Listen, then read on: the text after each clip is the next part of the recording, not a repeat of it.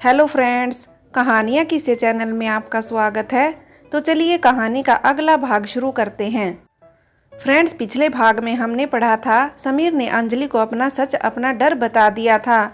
वहीं राहुल भी उसकी बात समझकर उसके जीवन से चला गया था। परंतु क्या जो दिख रहा था वही सच था? समीर को अंजलि का सच नहीं पता था।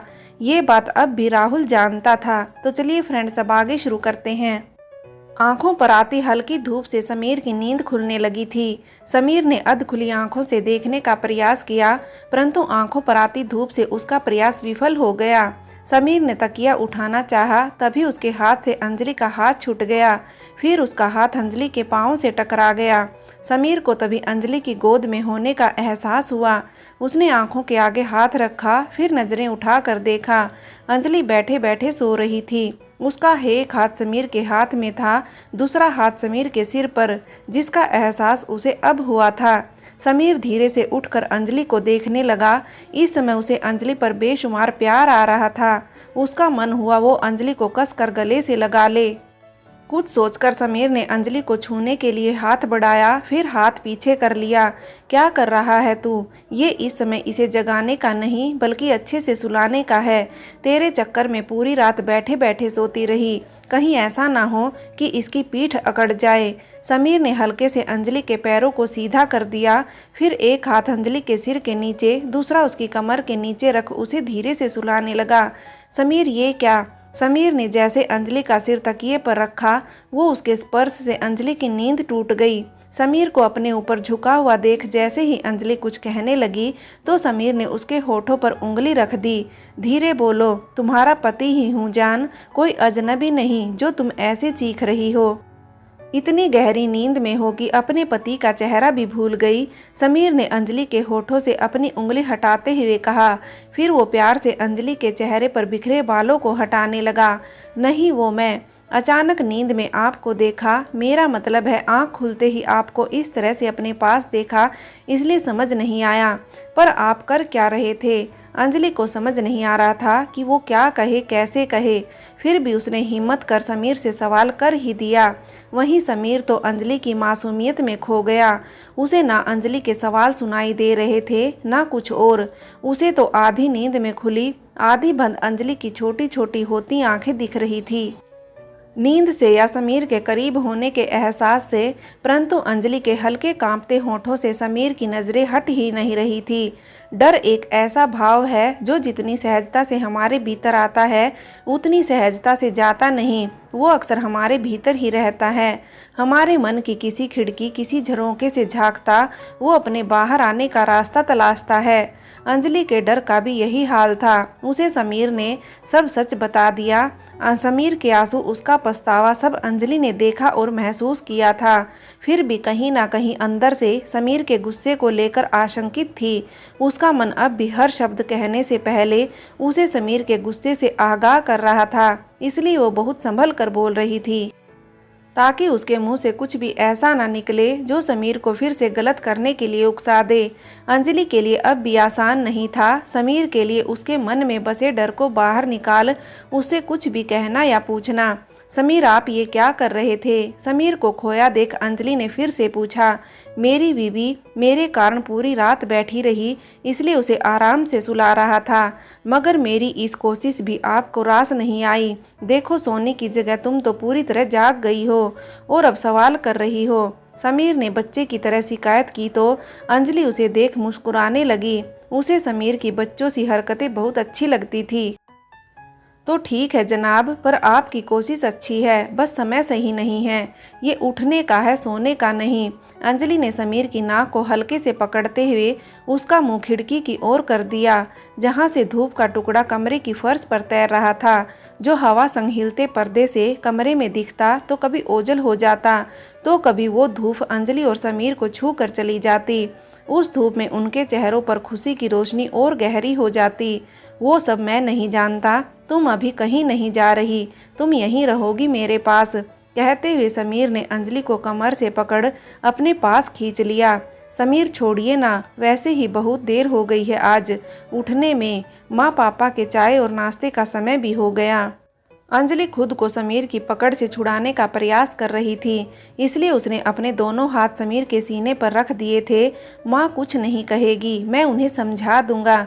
समीर ने अंजलि के हाथ को अपने चेहरे पर रखते हुए कहा, नहीं ना, मैं समय से सब काम करना चाहती हूँ, मान जाइए ना समीर प्लीज। अंजलि ने समीर के गाल को खींचते हुए कहा तो समीर ने उसे छोड़ दिया। Thank you. अंजलि समीर की पकड़ से छूटते ही बाथरूम की ओर भागते हुए कहा, रुको। बाथरूम में जाती अंजलि के पांव समीर की आवाज़ सुनकर एक जगह जम से गए। अंजलि ने मुड़कर समीर की ओर देखा। माँ पापा को चाय देने के बाद हमारी चाय यहीं लाना, मैं इंतजार करूँगा। समीर की बात सुनकर अंजलि मुस्कुराते हुए बाथरूम में चली गई। अंजलि ने फटाफट चाय नाश्ता बनाया। उसके बाद अपने सास ससुर का चाय नाश्ता वो उनके कमरे में देने चली गई। अच्छा हुआ तुझे नाश्ता देना याद आ गया, वरना जिस तरह तू आजकल भूलने और गलती करने में प्रगति कर रही हो, मुझे लगा अब तुम नाश्ता बनाना और हमें नाश्ता देना दोनों भूल गई हो। सुधा जी ने अंजलि को देखते ही तानों की बौछार शुरू कर दी, जिसे हमेशा की तरह अनदेखा कर अंजलि चुपचाप अपना काम करती रही। उसने नाश्ता टेबल पर रखा, बिना सुधा जी को देखे वहां से चली गई। वैसे भी उसने कभी सुधा जी को जवाब देने का प्रयास नहीं किया था, यही कारण था कि वो अक्सर उसे सुनाती रहती थी। आज कुछ तो हुआ है, तभी ये बाहर बुलाने की जगह कमरे में चाय लेकर आई है। अपनी सोच में गुम सुधा जी ने गर्म चाय का घूंट मुंह में ले लिया, जिसके कारण उनका मुंह जल गया। फिर वो फूंक मारकर चाय पीने लगी, मगर अब भी उनका ध्यान चाय से ज़्यादा अंजलि पर था। रसोई में आते ही अंजलि ने सबसे पहले अपने और समीर के लिए चाय नाश्ता रखा, फिर कमरे की ओर चली गई। अंजलि ने टेबल पर ट्रे रखी, फिर खिड़की के पास जाकर एकदम से पर्दे खोल दिए। पूरा कमरा सूर्यदेव की रोशनी से चमक से भर गया। अंजलि ने एक नज़र बाहर देखा, फिर वो बाथरूम की ओर बढ़ गई। जैसे ही वो दरवाजे के पास गई, अंदर से समीर ने दरवाज़ा खोल दिया। इस वजह से दरवाज़ा अंजलि की नाक से आकर टकरा गया। समीर, अंजलि ने अपने नाक पर हाथ रख चिढ़ के साथ समीर को देखा। सॉरी अंजू, तुम्हें चोट तो नहीं लगी? समीर अंजलि का हाथ हटाकर देखने लगा। दरवाज़ा हल्के से लगा था, इसलिए अंजलि को चोट नहीं आई थी। जहां अंजलि को ठीक देख समीर ने चैन की सांस ली, वहीं समीर के मुंह से अंजू सुनकर अंजलि की सांस अटक गई थी। अंजू, तुम मेरी अंजू, सुनने में कितना अच्छा लगता है, समीर अपनी ही धुन में कहता जा रहा था। अंजलि उसके पीछे खड़ी हो अपनी बढ़ती धड़कनों को काबू में करने का प्रयास कर रही थी। कहाँ उसने रात ही राहुल को भुलाकर आगे बढ़ने का सोचा, कहाँ एक नाम ने उसे फिर से राहुल से जुड़ी यादों में उलझा दिया। क्या सच में इतना आसान है राहुल से दूर जाना, उसकी यादों उसकी बातों से दूर जाना? समीर भले ही नहीं जानते, पर मैं तो अपना सच जानती हूँ ना। काश कोई होता जिससे मैं राहुल के बारे में बात कर पाती, शायद फिर उसे दूर होना आसान होता। पर किसे? अंजलि का मन अब आसरा तलाश रहा था, जिसके सहारे वो राहुल की यादों के भंवर से बाहर निकल सके।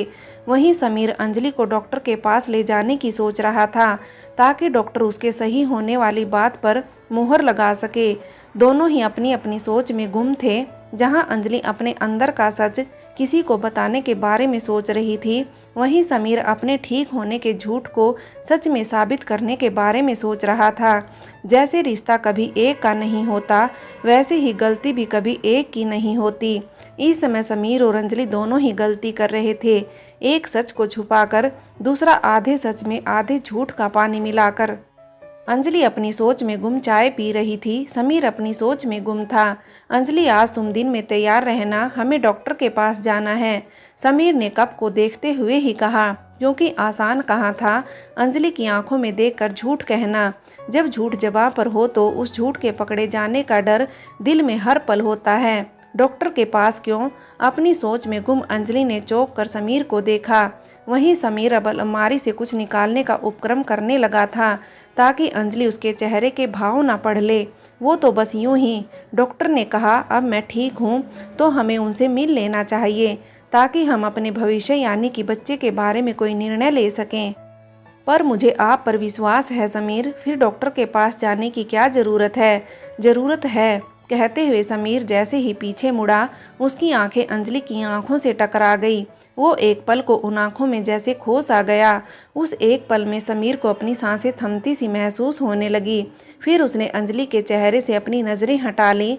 अंजलि का हाथ अपने हाथ में लेकर नीचे देखने लगा। अब जब सब ठीक हो गया है जान, तो मैं थोड़ी सी भी देरी नहीं करना चाहता। अब मैं जल्द से जल्द हमारे परिवार को पूरा करना चाहता हूँ, कहते हुए समीर ने अंजलि को सीने से लगा लिया। ठीक है बाबा, हम आज ही जाएंगे डॉक्टर के पास। अंजलि ने जैसे ही कहा, समीर खुश हो गया। उसने अंजलि को अपने और करीब कर लिया। अंजू भी आने वाले सुखद कल की कल्पना में समीर की बाहों में खोने लगी थी। समीर को लग रहा था कि कहीं अंजलि को ये पता चल गया कि वो अब ठीक नहीं हुआ तो अंजलि उसे छोड़ देगी, इसलिए वो इस झूठ से अंजलि को हमेशा अपने करीब रख सकता है।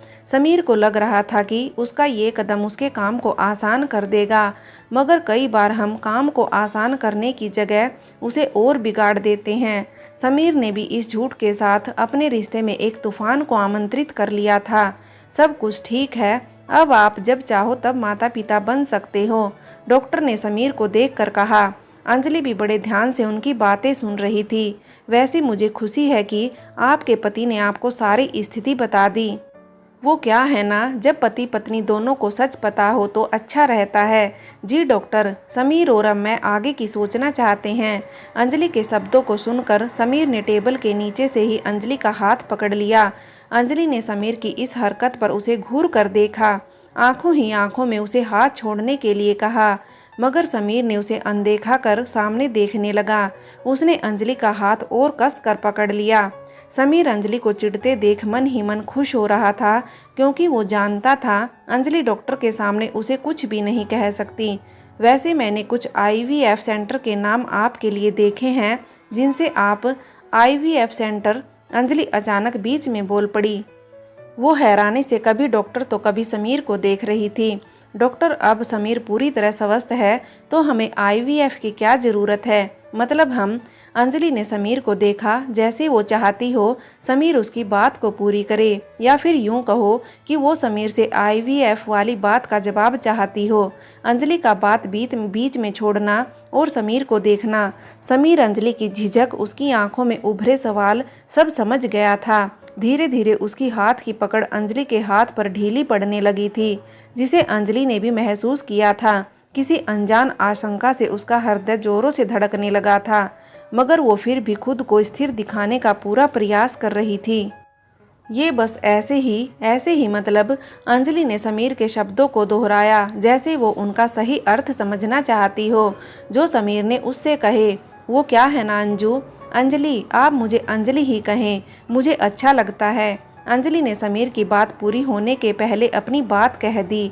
वो नहीं चाहती थी समीर उसे बार बार अंजू कहकर बुलाए, क्योंकि ये नाम उसे हर बार उस शख्स की याद दिलाता है जिसे भूलने के लिए अंजलि खुद को इतनी मुश्किल से मना रही थी।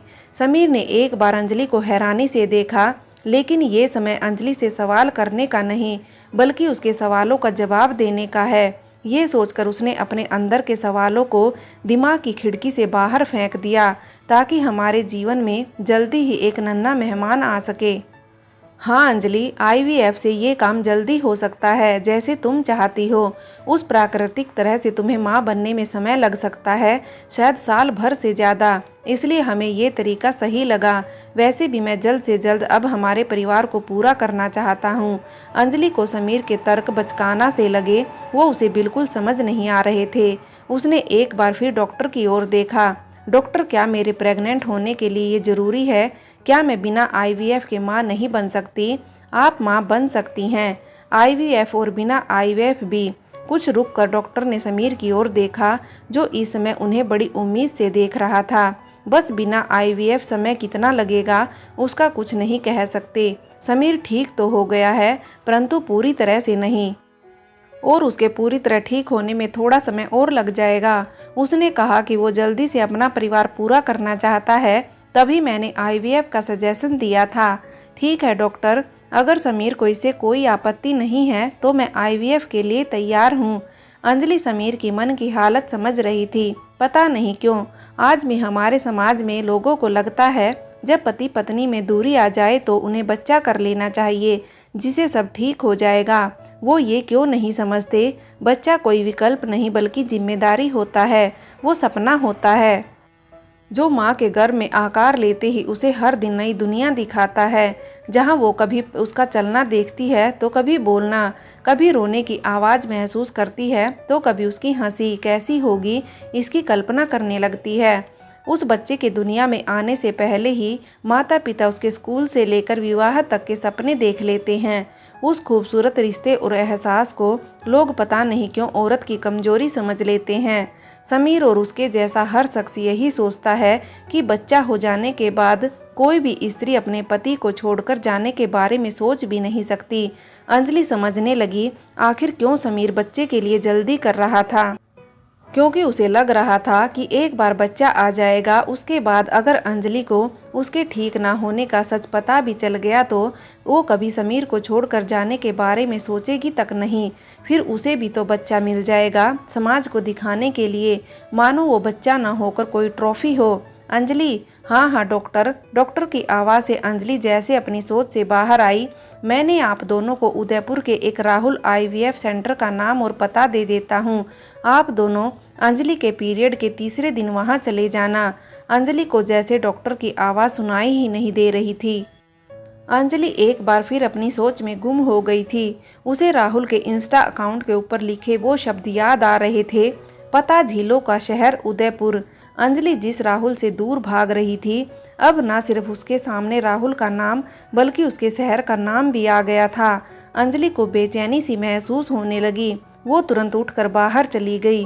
जिस राहुल के ख्याल से भी वो दूर भाग जाना चाहती थी, नियति उसे उसी राहुल के शहर ले जाना चाहती थी।